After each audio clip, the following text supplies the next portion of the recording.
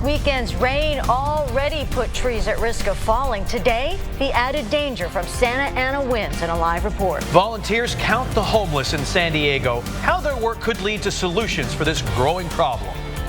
Live from the Scripps Studios, this is 10 News.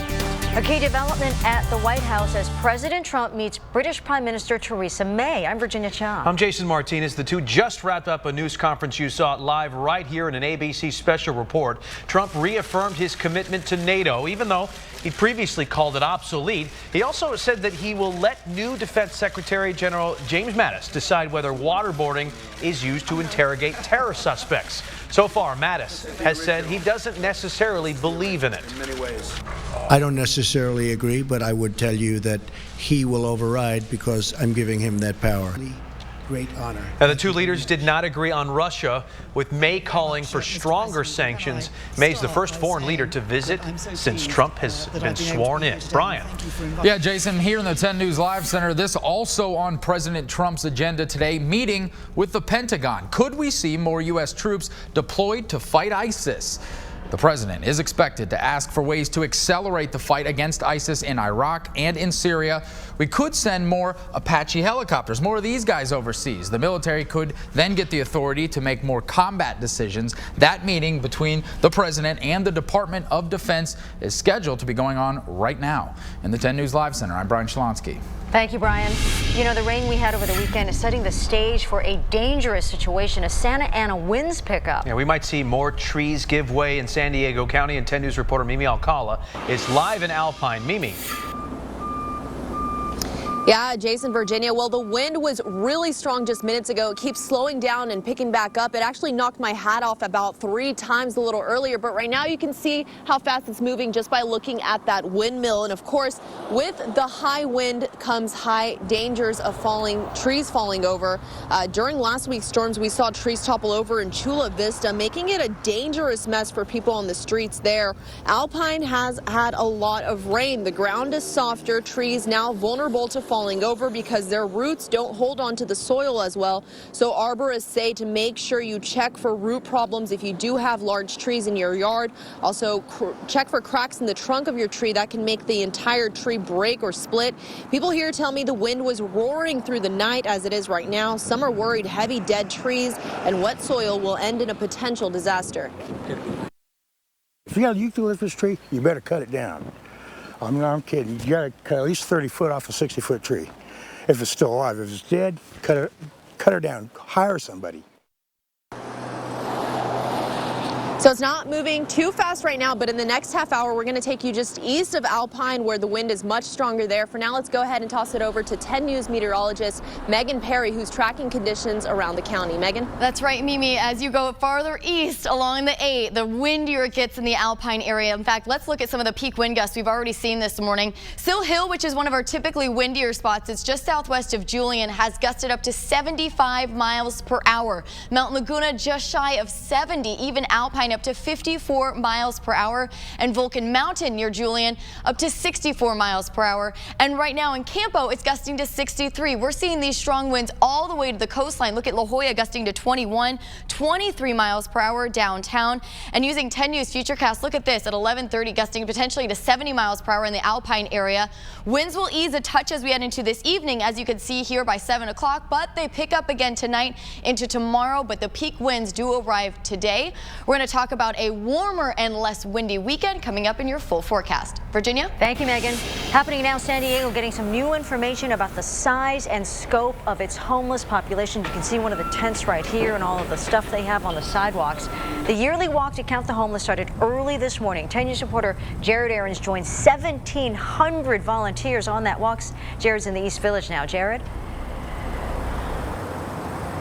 It's been a rough year for the homeless population in San Diego. Over the summer, there was a series of murders where someone was targeting homeless people while they slept. And then also the city installed rocks like these near freeway underpasses to discourage homeless people from sleeping on the sidewalk. So this year's count takes on extra importance as the city tries to decide what to do about this issue. Now, we did both sides of that street there, but we, of course, haven't done that. Now, San Diego does a count like this every year. The numbers help the city and the county apply for federal money for programs and also decide where that money should go. I was there as volunteers this morning spoke with a group of homeless men in North Park. Those men say this count, they hope, can lead to change. It's a very big bridge, as a matter of fact, but it is a sign of hope that some people are acknowledging the fact that there is a problem, that there's people that are actually having to struggle, and we shouldn't have to. Everybody, we all have to live on this planet, and we should all be able to help each other without any questions. The results of this count will be announced in April. One of the people volunteering this morning was City Attorney Mara Elliott. I walked nearly 4 miles through North Park with her and got her thoughts on the homeless problem. Coming up in 30 minutes, what she says her office is prepared to do to help solve this issue. Live downtown, Jared Aarons, 10 News. Now to a breaking news update. A driver hit and killed a man who walked out right in front of his car. The driver of this red SUV told police the man just walked right in front of him on Washington Street in Mission Hills. The driver pulled over to call police. Emergency crews rushed the man to the hospital where he died. Police tell us alcohol was not involved and that the driver will not be arrested. Happening now, crews continuing to work on a broken water main in Pacific Beach, and we've been tracking this story all morning long. Last night, about 25 homes near Pacifica Drive and San Anselmo Street lost water for hours. Now the water's back on, but on top of all that, neighbors had to endure the noise of crews drilling into the asphalt with jackhammers all night. Crews don't know how long the repairs are going to take there. They're repairing a pipe there. We'll bring you any updates in this neighborhood as soon as we get them. A breaking news update now about the man hit and killed by a train in Oceanside. Police say the Amtrak driver did hit the emergency brake when he saw that man walking on the tracks. That train was going 55 miles an hour and it just couldn't stop in time. The accident shut down service in both directions. Police still trying to figure out why the man was on the tracks.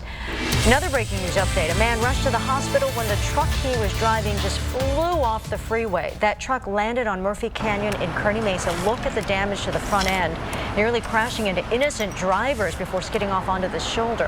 Happened after the truck slammed into the back of a big rig on the 15. The truck driver expected to be okay. Not clear yet why he crashed. And Encinitas Trader Joe's is back open today after an elderly woman plowed into 4 people standing in front of it, the back end of the car, slamming against the store's flower display after grazing one of the pillars. Deputies arrived to the mall on North El Camino Real yesterday thinking the driver was intoxicated. The woman was in her 80s. She claims she just confused the gas pedal for the brake. 3 of the 4 people hit were taken to the hospital. And new today, the FAA is investigating after a plane had to make an emergency landing at Nashville International Airport last night. Now, according to the FAA, the Mesa Airlines crew reported a fire warning for the right engine and a possible fuel leak. The plane was evacuated and passengers were taken away from the tarmac in a bus. I love Nashville. I'm so happy to be safe on the ground. Yes. So that's the main thing. We all made it safely. And so, I'm very blessed. The runway was closed and has remained closed since the accident. Happening right now, Tiger Woods trying to recover from a rough start in the first round of the Farmers Open. He shot a 4 over 76 at Torrey Pines. That put him 11 shots behind the leader after the first round. That was Justin Rose. Phil Mickelson ended 1 under for round 1. Right now, Tiger is about, 1 under after 3 holes. Tiger is doing his first PGA Tour event in 17 months. Now, you may not have a chance to see him if you don't get to Torrey today, because at this rate, he may not make the cut to play this weekend. He just bogeyed 4, so now he's back to even. We were hoping he could make a run, but I don't think it's going to happen today.